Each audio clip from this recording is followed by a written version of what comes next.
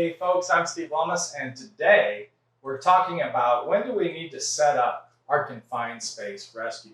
This is extremely important, and today I also have with me Matt Kita. Say hello, Matt. Hey everybody, welcome to the show. Welcome to the show. That's right, welcome to the show. Here on YouTube and on the blog of wellness.co, we're doing the show. All right, so one thing that's really important is confined space rescue, right, Matt? I mean, if you're down in a confined space and you drop, you want me to save you, right? Absolutely. But the funny thing is, I definitely don't want you to be sitting there having to do a rescue when I don't have anything set up to rescue you with. You know, I don't want you to be scrambling to figure out how to rescue your person in a confined space at the last second or try and scramble something together. Having a rescue in place for confined space requires a plan ahead of time. No way. Yeah, I know, Captain Obvious here, but plan, huh? You need a plan?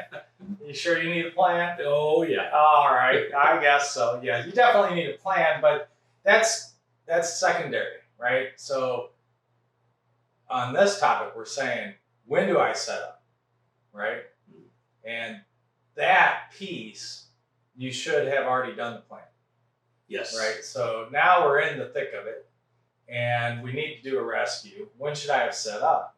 And that's like crucial. So the answer is, as soon as you go out to do work on the confined space, your rescue team should be set up. Mm-hmm. Right? Yeah. I mean, we watched that one trainer. There was a trainer out there, and they were doing a confined space rescue exercise to do the training on it. And what was so funny to me is that they had people down, right? And just running the video, and I know that they edited it because it's multiple cuts and you're not seeing live running with it. But the edited version was 9 minutes before they even got to the tank, right? To actually get in there. So look, time is of the essence. It matters. Every second counts. So you have to be set up and ready to go. And that means as soon as you decide that you're going to do work there and the crew shows up, the first thing that gets done alongside of your crew actually setting up to do the work is setting up the rescue, right? You got to get your tripod out. You got to get it set up. The rescuers have to be in their harness, right? They can't be trying to put a harness on after the person goes down. That was like the video you're talking about. That was like half the video was it scrambling to put on their harnesses, and we're just going like, yeah. Oh, meanwhile, you know, if that were a live situation, so like you said, time is of the essence. If they're in a space where they're exposed to a hazardous gas, every second counts. You're dead. Yeah, you're dead. You're at that point. If you're waiting for someone to put on a harness, you're dead. Yeah. You know. Yeah, you're dead. So your tripod needs to be set up. Your harness needs to be on. Your rescue ropes need to be there, laid out, ready to go. Right? No knots in them. So if you don't know how to roll up your line, well, that's a problem too. You need to know how to be able to do a figure 8 knot. Right? And it was funny because you and I were out doing emergency preparedness bins, and we ran into a little rock climber who's a principal, which was great. And he told you what?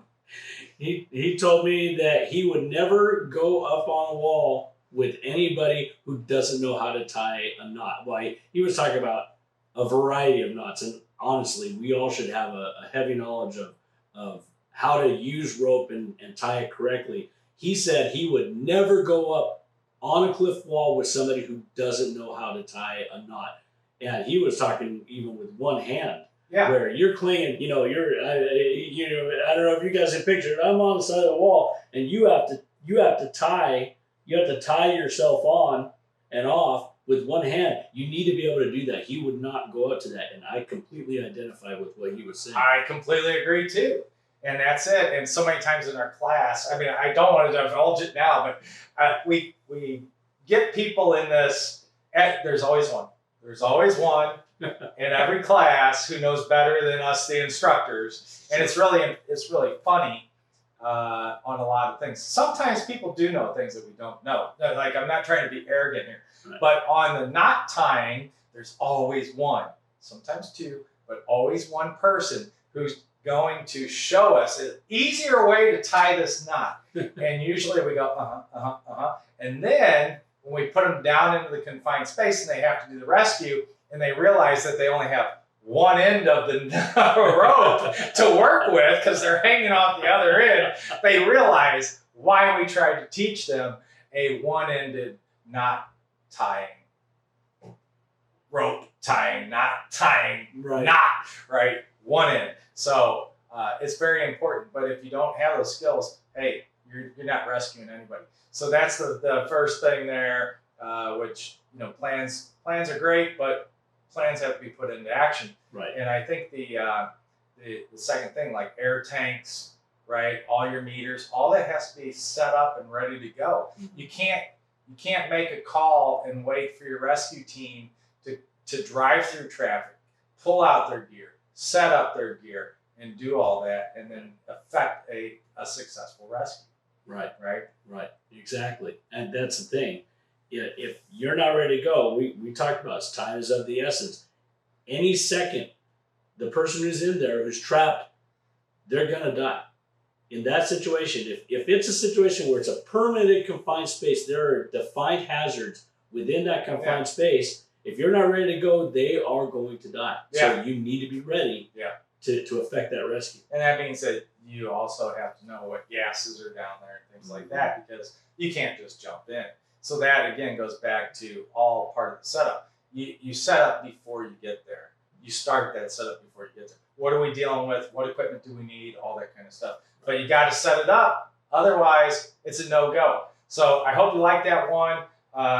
If you're watching this on the blog, then, or on our article, Matt likes to call them articles here, right, Matt? Article. It's a blog, it's an article. But if you're watching it on that, then we also have this wonderful YouTube channel where we've been throwing a lot of videos out there, and you can double check just to keep updated there as well. So we're throwing tidbits from our training programs out there so you can get an idea of what we do and how good our programs are. And don't forget to check out Dollar Training Club, because that one, my friends, is really awesome. So anyway, that's us. We'll see you next time.